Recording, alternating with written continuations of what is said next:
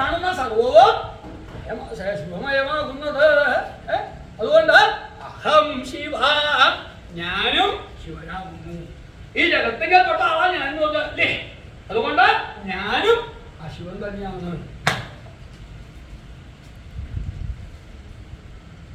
ഒന്നും മനസ്സിലായി. ജഗത്തേക്ക് നോക്കുമ്പോൾ എന്തോ പറയുന്നത് ഞാൻ ശിവൻ മഹാ എന്നൊക്കെ പറയുന്നില്ലേ? അപ്പോൾ അത് മുഴുവനാണ് ബോധ്യപ്പെട്ടില്ല. എന്താണ് അത് മുഴുവനാണ് വ്യക്തമായില്ല. ഞാൻ പറയാം, നേരാക്കി തരാം എന്നല്ലാട്ടോ. വിധാനത്തൊന്നും മനസ്സിലായി. എല്ലാവരും അതായി വിളിച്ചിരിക്കണ്ടേ. ഈ മാറി മാറി അങ്ങോട്ട് ശിവൻ സർവം മയം വിഷയം എന്നൊക്കെ പറയുന്നതല്ലാതെ എന്താണെന്നൊക്കെ ഒന്നും മനസ്സിലായില്ല. നീ അതൊന്ന് ബോധ്യപ്പെടുത്തണമെങ്കിൽ പറയാം. മണ്ണുകൊണ്ട് പാത്രങ്ങൾ ഉണ്ടാക്കാറുണ്ട് ഇല്ലേ?